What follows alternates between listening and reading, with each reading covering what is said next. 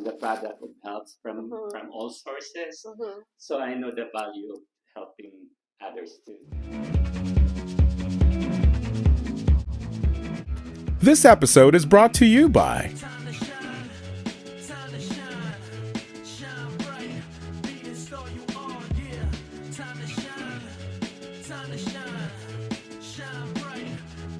Bakit kayo naging dentist?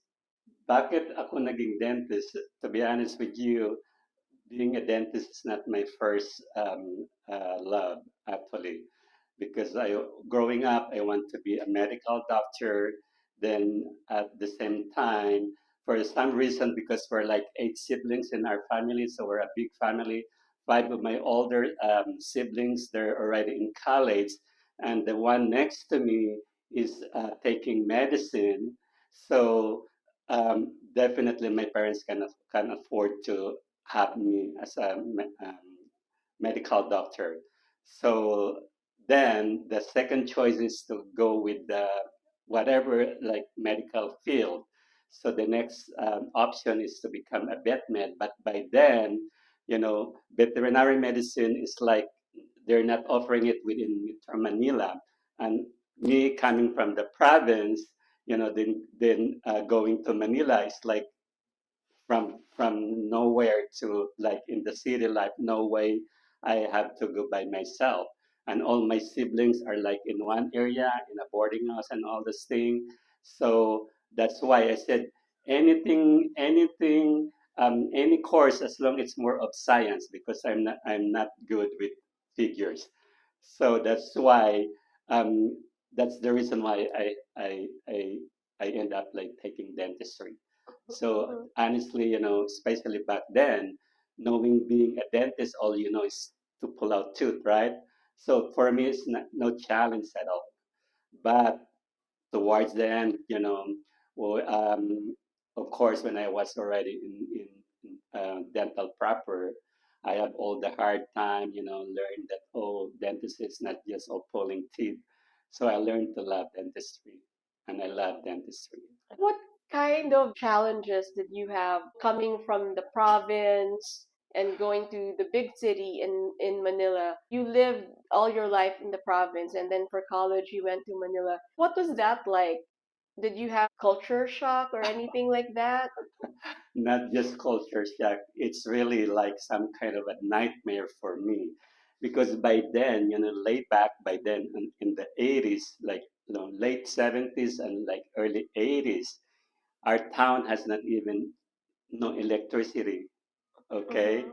so we're like really on the remote area of the Philippines by then. So going in Manila from the province, then going in Manila, even the lights for me is it's already a challenge. I can't sleep when they turn on the Mhm. the light, because we're like living on a boarding house. We're like maybe we're like 10 in a rows, like there, just you have your own little bed, or this, how you call this thing. So yeah, so that's a big challenge. And one thing more, we don't even have microscope. So so even to hold the microscope was like already some kind of a challenge for me. So really, we're laid back in the province, and Mhm. and the lifestyle in there. Then from a boy from the province bringing to the, so that's a good thing. That's what I'm saying, because 5 of my siblings are already in Manila. So that's the reason I can't be away from them. I need to be with them. You were saying that in the province it's very laid back. What made you want to go into the sciences? Were your parents doctors or were in the medical field?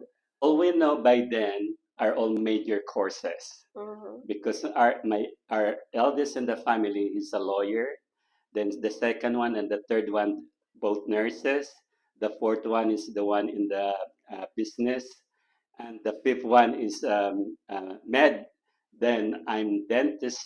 Then the third is in the meaning the youngest. She's a vet med too. So basically, back then we don't know anything aside from these major courses. So that's mainly, I believe, the reason why we're taking right away those major courses. Mm-hmm. And my parents, my dad is um, an elementary teacher, and my mom is a plain housewife. But what made us able to go to college because they have like those cattle raising cows Mm-hmm. ranch that really send us to school, or else no way they can send us to school like colleges. Especially back then, there's no credit card. You have to pay everything in cash, right? Your Oh tuition, wow. your tuition, your boarding house, your allowance, everything in cash. There's no credit card by then. Your dad was an elementary Teacher, teacher. yeah. Yeah. Was there a lot of emphasis in education, like getting good grades, like every day you're like studying, doing your homework?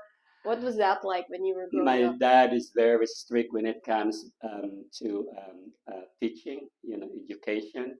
And that's one good thing I can really be proud of my dad, because education for him is really a big factor.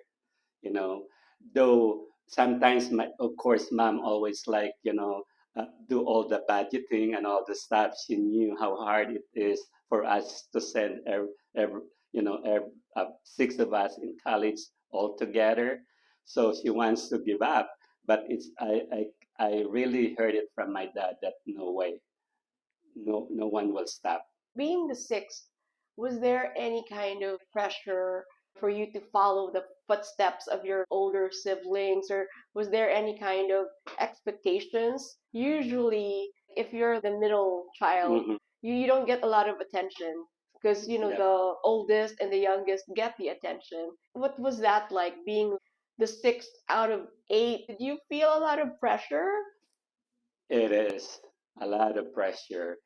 And one good thing I learned from being the middle child or something, definitely you're like more of attention seeker, right? Because you don't know where you belong. But the good thing with it, and I praise God for that, is like I become independent in my young age. I become Mm-hmm. like really independent. So because I have to stand, on my own. I can't rely on them, the eldest and the youngest and all these things. So that's one good thing. I Mm-hmm. learned to be independent on my younger age, and definitely a lot of you said pressure to be um, to be recognized, to get attention. But I think I think they're pretty good. My parents, they're pretty good. When it comes, definitely, um, it's completely different nowadays compared on those days, Mm-hmm. because our parents are more just focused on how they can provide for us, right? Especially education, that's the major thing, and they're very strict. We're not raised like as a spoiled brat at all, you know, especially on my mom's side. My mom is like every penny counts. Every penny counts, you know. So that's one thing I learned from my mom. That, as I always said, it's not how much you earn, but how much you save, right? So Mm-hmm. that's the big thing for me, to really how to think twice before you spend. Earlier you mentioned that you were raised through cattle racing. What was that like? I know Masbate is the rodeo country of the It Philippines, is. and every year there's this big It's festival ongoing right now. honoring the cattle and the Yeah. cattle ranches, Uh, right? Your family had a cattle business. it is our main source of business. If we don't have this type of business, no way they can send us to school. How much the teacher earned, salary of a teacher. Mm-hmm. So yeah, um, back back then we were not really exposed to like raising these cows, because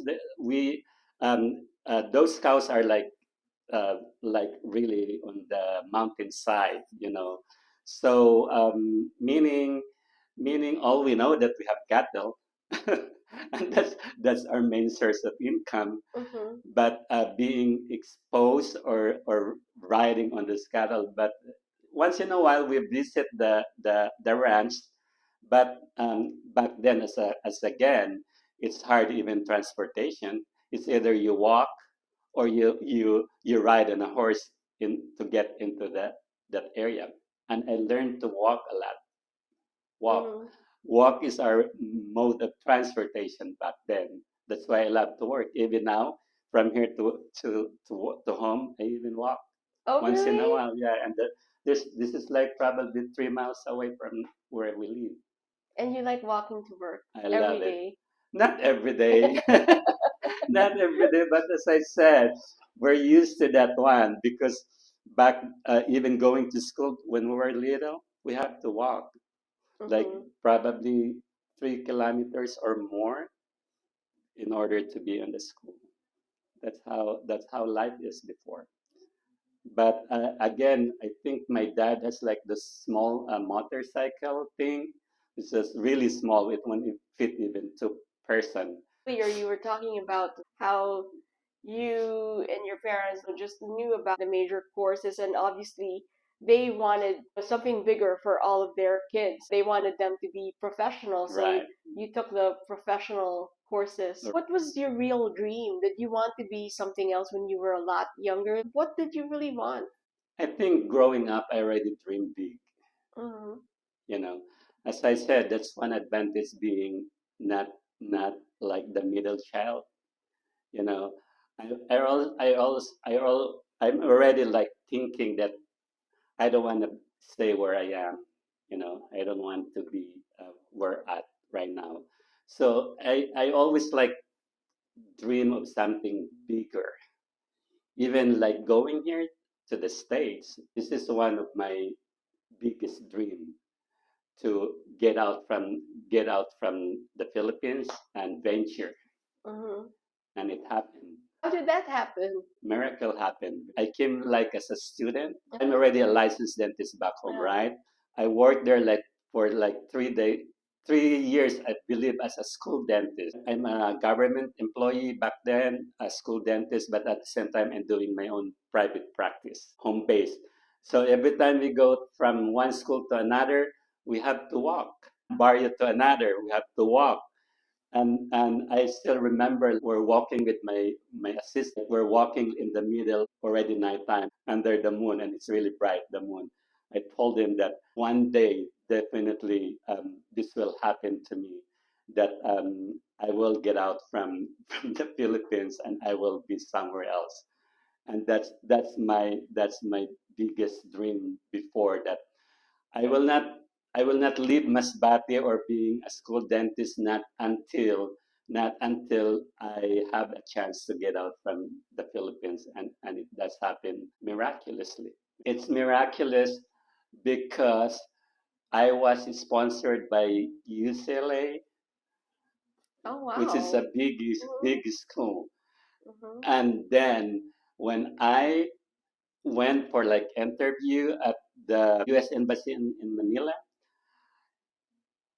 by then there's no reservation, right? So what you have to do is like 4 o'clock in the morning. You have to be already on in line to make sure that because per day I think they're only allowed at least 50 applicants for the visa. So I was there like probably 3 a.m. in the morning just to fall in line. Then as soon as it opened the line, so as soon as like when the security like looking on my application or something like that, he told me right from there, why are you falling in line in here? You're not supposed to be here. You already have to go on the next window for some, you already approved. You already approved. You don't need to be I don't need to be interviewed because I already have the approval. Then that's why the funny part I like kind of arguing with the security because that's what I'm telling him. I waited there for like hours and hours just to fall in line. Then you let me to get out on this line. So I don't want to lose my what number in there or whatever position. But he said, you don't need to be here. You have to go in the other line. So of course I have to follow him because he knew better than me. So I went to another line that's for like stamping of the visa already.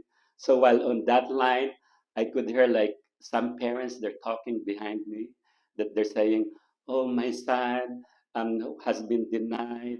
We have he's even a recommendation from a senators or big people, politician, all this thing, but it's been denied like 3 or 4 times." So in my mind, oh wow, what's going on? So I'm like Mhm. more kind of nervous, scared because of course, I said, "Oh, I'm on the right line here. Why you let me get in here? If this is the case, that even all this big people not able to get their visa for that reason." But anyway, of course, as the line in progress, so as soon as I'm on the as soon as I'm on on that window, the lady told me, "You just checked my passport." Said, "Oh, you're all set. All you have to do is like buy a ticket, Mhm. a plane ticket." Just like Then that? yeah, so Wow. he Oh my just God. she just stamped it right from there. Then after that, I went back to the security to make sure. I said, "Is this real? I'm all set. I'm ready to go."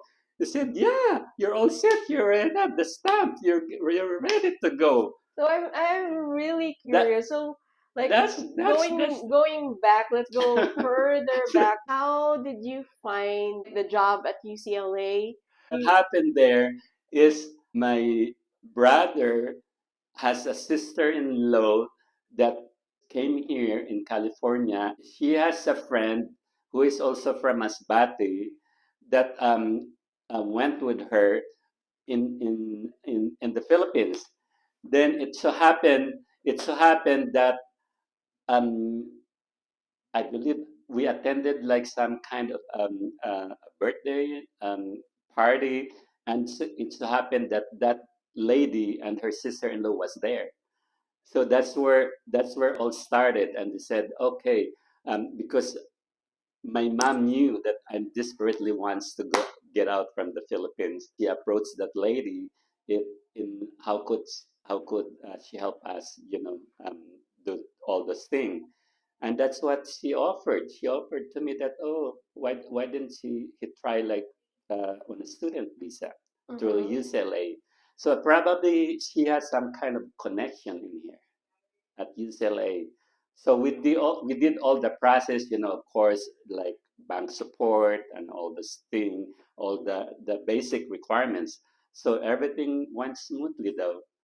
I guess within like a month, we provided all the documents that is Mm-hmm. needed, all the paperwork that is needed, and then that's what it happened. I got the approval from the UCLA for a student visa. So that's what all it happened. Then that's it. That was September 5 of 1988 Oh as wow. a Labor Day Oh when wow. I arrived here. So Oh it's wow. like how many years now? 36 years. When you got here to the States, it's all brand new and it's your dream to finally, get out of the Philippines. You Yeah, had bigger dreams, right, right? right. When you got here, where did you stay? What was it like? I mean, I'm sure there's culture shock because when you get here, you're just like, wow, like this is it. I guess double the culture shock from the province to Yeah, Manila yeah. and then now Manila to the US, you know. But as again, before we don't know as far as really how it looks like America. Mm-hmm. There's no social media by then. All we heard is like there's a snow.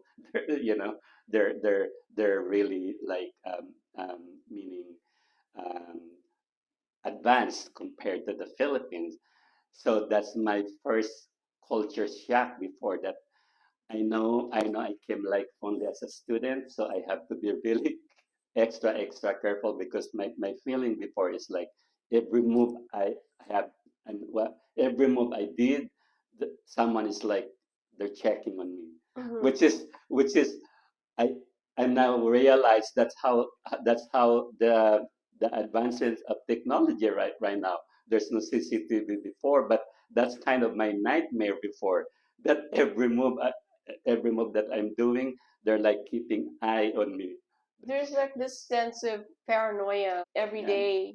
As I said, when I came here, my plan really is to stay, no Mm. matter what. So you were set on like, I'm okay, really you got set. out of the Philippines, I'm really you're set. not going back to live Yeah, there anymore. yeah. This is your new life. That's why I came here September of 1988. December of December of 1988, I took my first board exam here, written exam right away. Because in order to practice here in on our days, not anymore this time, you have to undergo four major exams. You have to challenge all these four major exams in order to practice your dentistry Mm-hmm. in the U.S. So that's how determined I am. You know, I came here like September, December. I took the first exam right from there.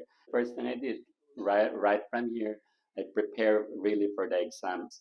Did you have to go to a different state? First to bless, I guess, on our during those years, late 80s, early 90s, because by then to be to practice dentistry here in California, specifically in the state of California, all you have to do is to challenge the exam.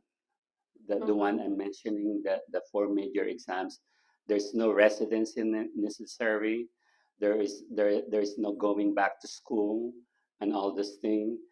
But after that, I guess um, middle of 90s or towards 2000, they changed everything because there's a lot of petition or protest Mm-hmm. from the local grads because they're saying that it's so unfair for them uh, because there's like getting a lot of foreign graduates who's like practicing here, and that's mainly the reason it's hard to change that law for the reason there's a lot of officers that are foreign grads in the um, dentistry, board of dentistry, that trying to fight back still, but towards the end, yeah, they changed that law. Mm-hmm. So yeah, so that answered the question that we don't need to go on residency, we don't need to go back to school, but this time, no way. They changed that one. Or if they're planning to go here, as but the requirement you should be a license back then, right? But nowadays, if they want really to practice specifically in California, all they need to do is to go back to a local school for 2 years. Then after they graduate, they end up like considered as a local grad already, not as a foreign grad. So Mm-hmm. so it's completely different now. But again, they have to spend um, tuition, which is tuition for dentists is quite expensive.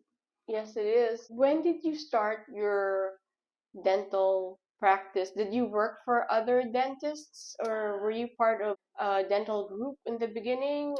Yeah, for a couple years, I worked while I working out with my license.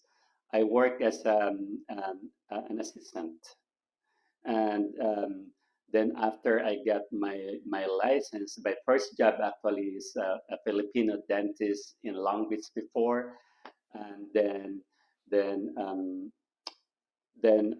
yeah, as soon as I got my license, I managed like a big office in downtown,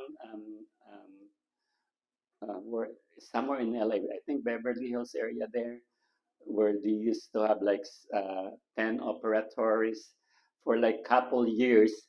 Then Mm-hmm. after that, I worked like almost 7 days a week when I started.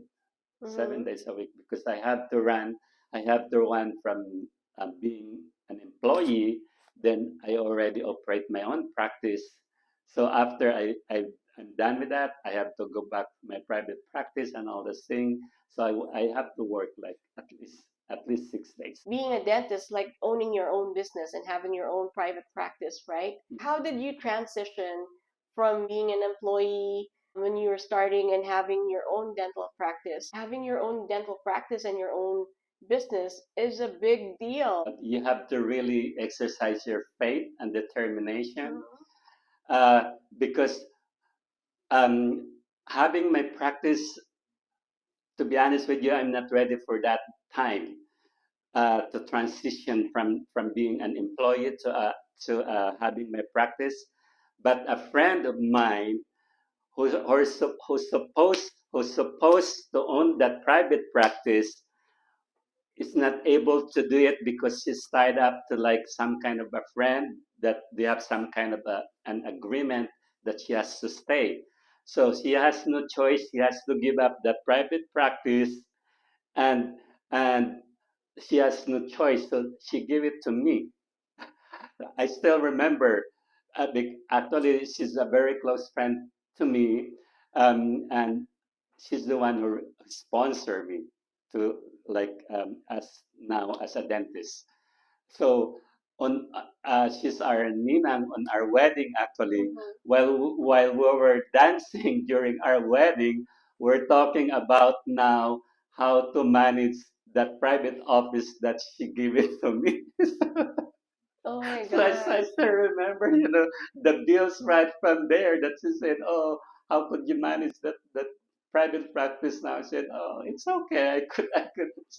So that's really, for some reason, it just opened up. Yeah, like I don't I'm I don't having yeah, goosebumps I because don't look you for know it. you were Yeah. given the opportunity to come to the US, and a lot of people do all sorts of things just to be given that opportunity.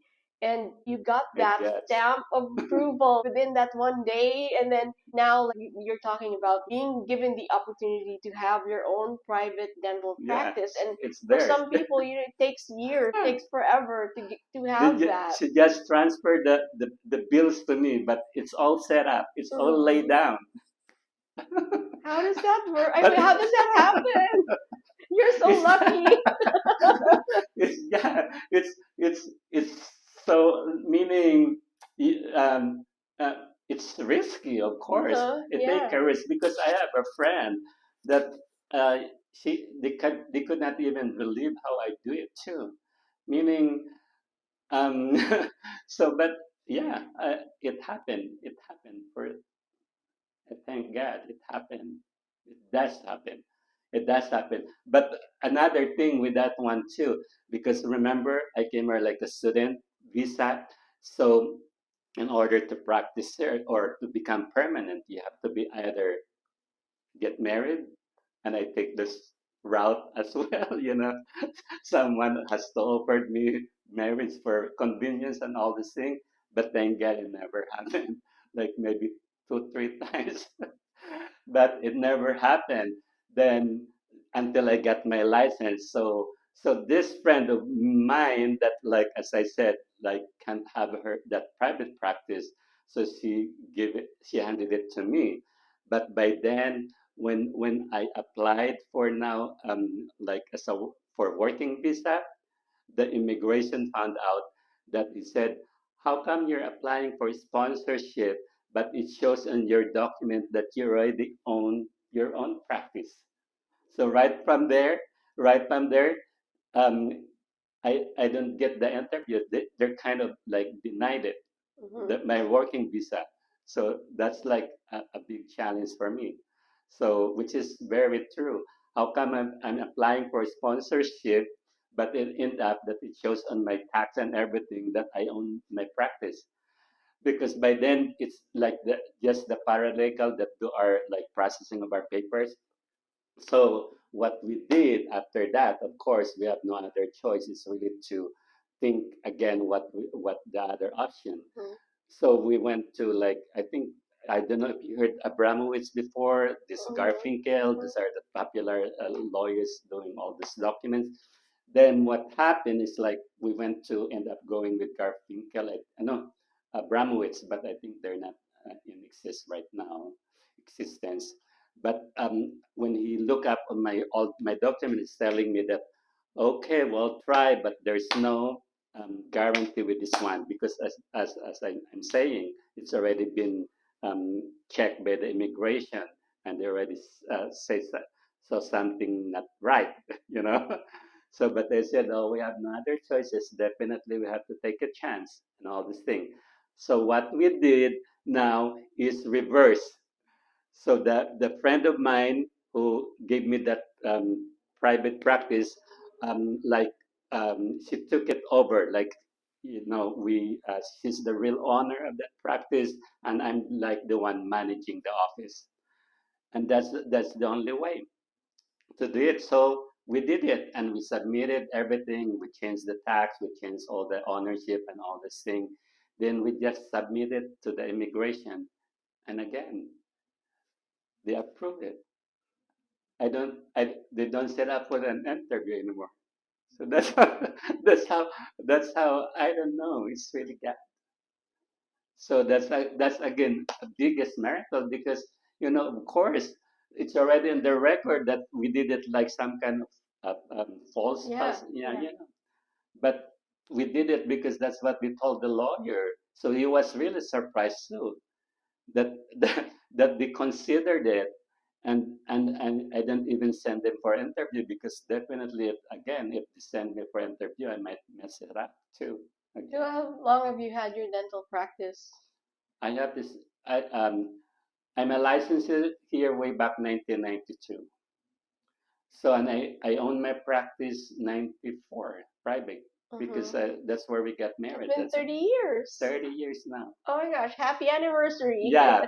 So I started in Huntington Park area. That's where and Mhm. she's still there. My friend, my ninang, and a friend, and actually it happens she's also from Masbate.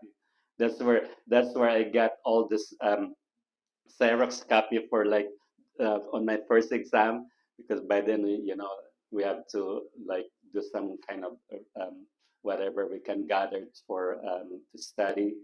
So she become really close. It's as I said, God really paved the way for me to be here. Mhm. Paved the way because again it so happened that her sister-in-law was what like a night before I'm going here, fly to California. Her sister-in-law um, is a friend of my first cousin. That she was a ninang on my cousin's son, and I'm also a ninang. So Mhm. that's where we met. Then she said, "Oh, I have a sister-in-law in California that also a dentist, but she's taking the exam." I said, "Oh wow, this is another green signal for me." Mhm. That's why they were the first actually people I met because her sister-in-law like sent some kind of a little pasalubong, so they have to get it from a friend, the one who helped me sponsor. I stayed in her apartment in downtown LA, I believe, for like an overnight. So this ninang of me um, took all this pasalubong, and that's where I met them. I kind of attached with them right from there, and it does happen. Where am I? Where I lost na ako sa usapan natin. Okay, what's next? Was she also from Balud? No, she's actually Masbate City, Villarwell. Her last name Mhm. Abania. They're Mhm. they're they're from the city. Where is Balud in comparison to Masbate City? Ballad right now, right now on our days, that's what they call a land of the promise.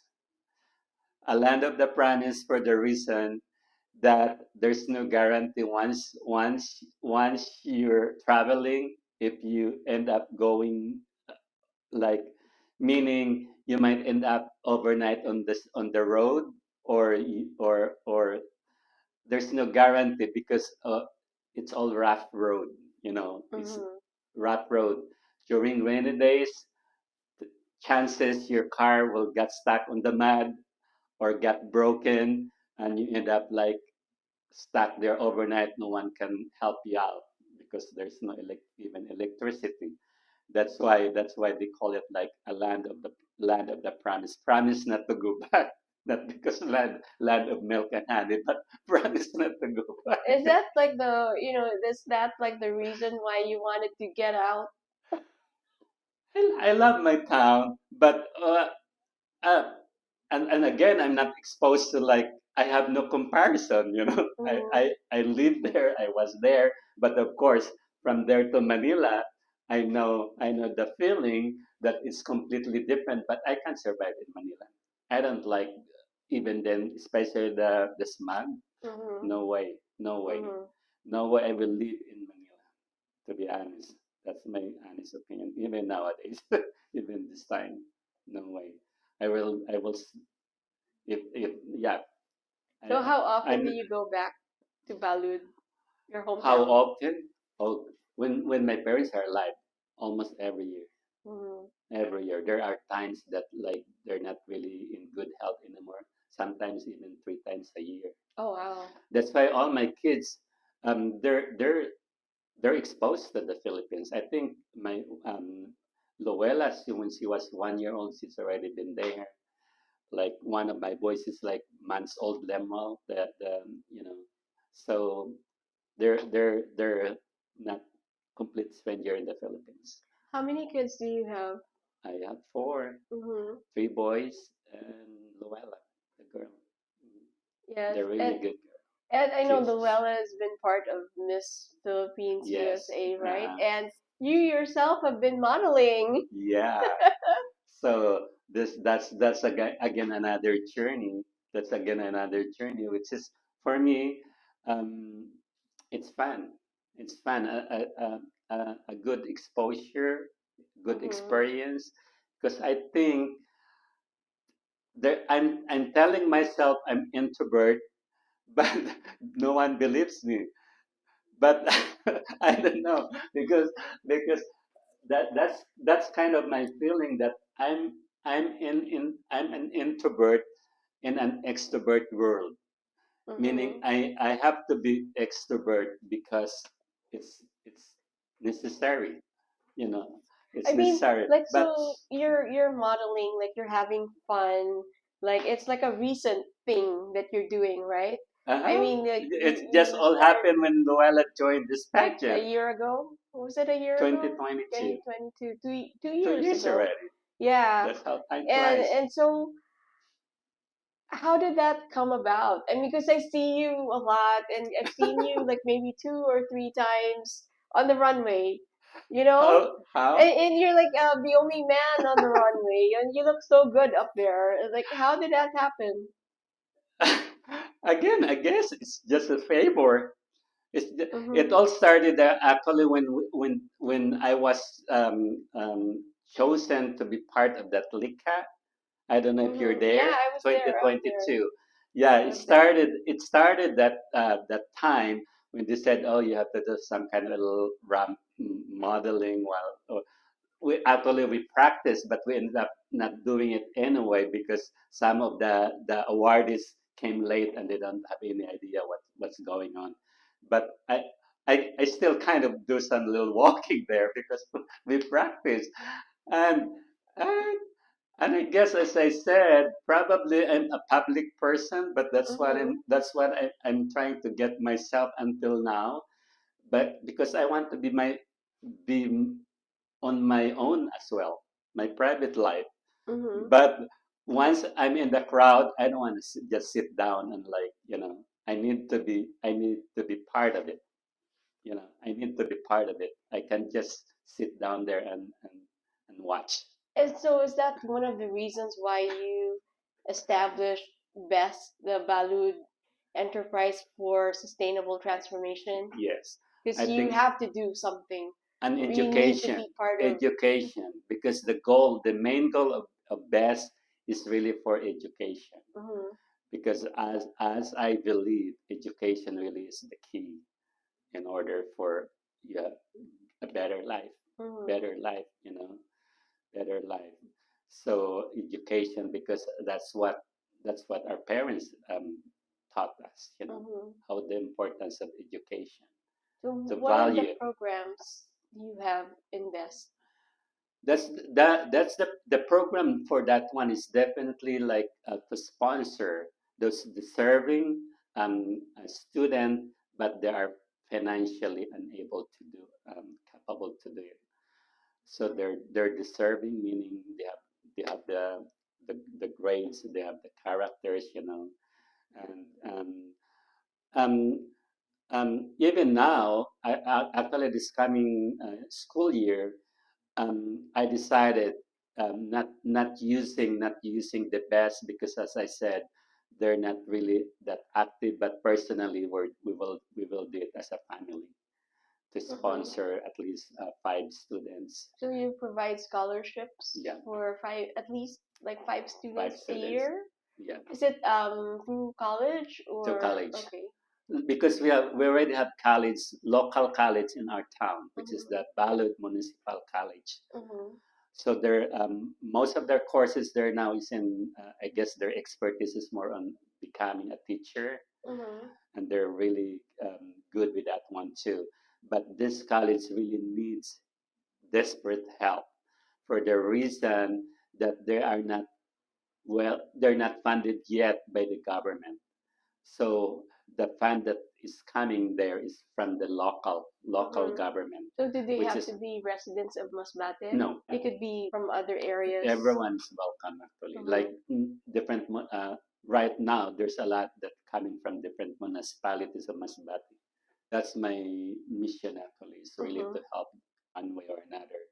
It's either through the organization or through our family, or because that's like my passion is education. So do you go out to the Philippines and help out with medical and dental missions? Of course, yeah, yeah. Because the association back home, we are active on these activities, medical, dental.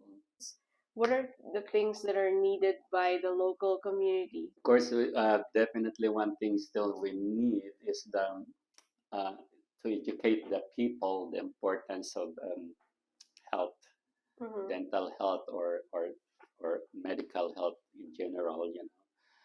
Because even these days, and one thing more, financial, is still not their number one priority because of financial issue. Only they go when they really badly need it, right? So which is too late. So that's one thing. One thing really still needs in our, specifically in our town, is more livelihood, more job offer, that people could um, work on, because still poverty is still, the number one cause of everything. That's why at least through education they have chances. You have 4 children. Do you have any dreams for them, or what do you want for them as a parent? As a parents, of course, always our dream is for their better future, right?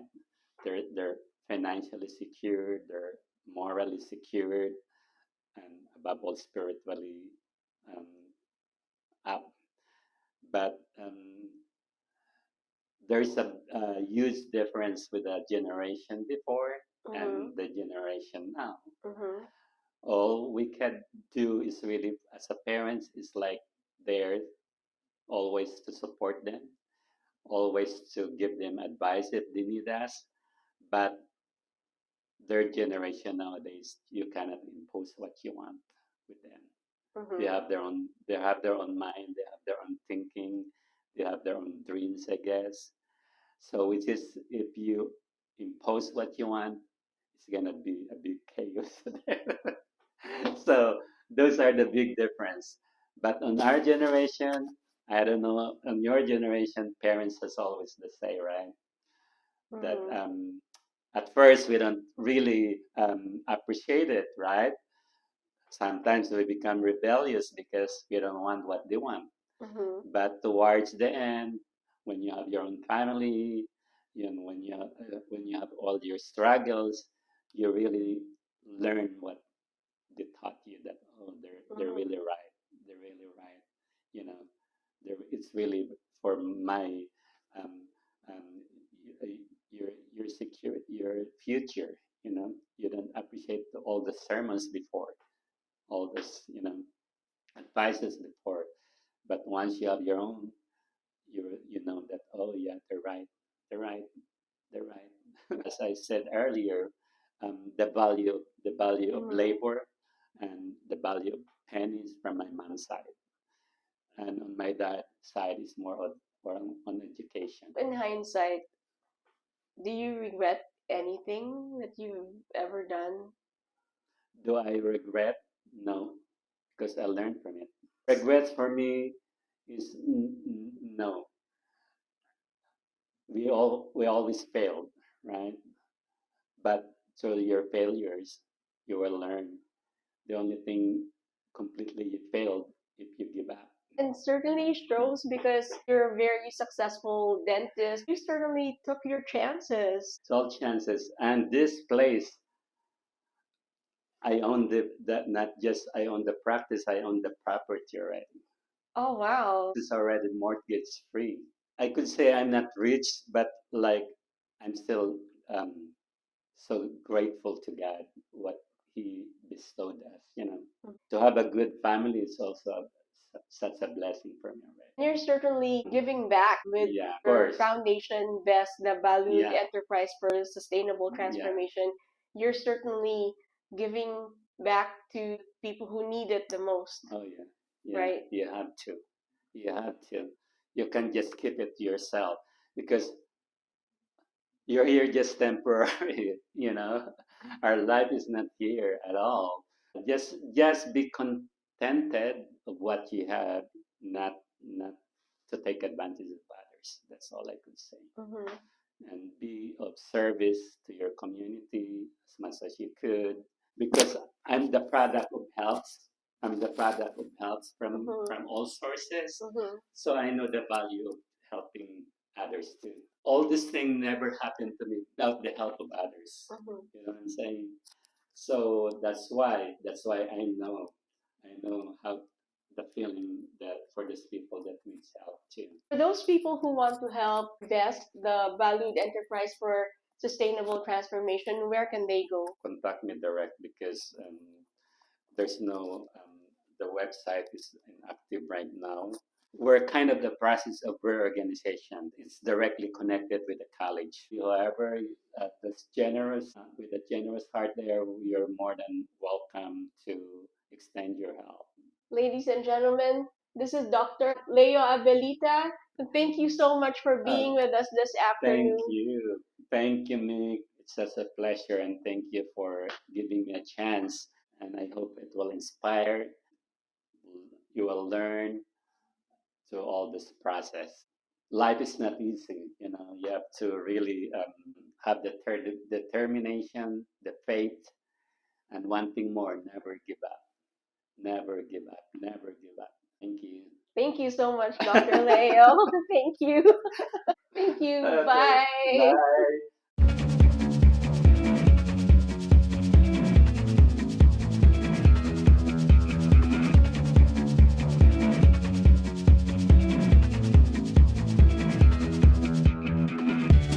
Time to shine, time to shine, shine bright, be the star you are, yeah. Time to shine,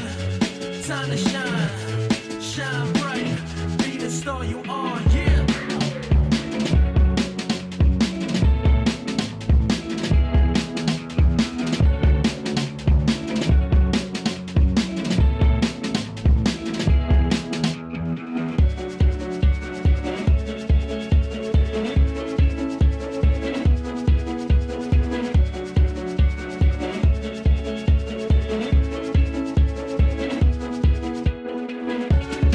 Don't miss out.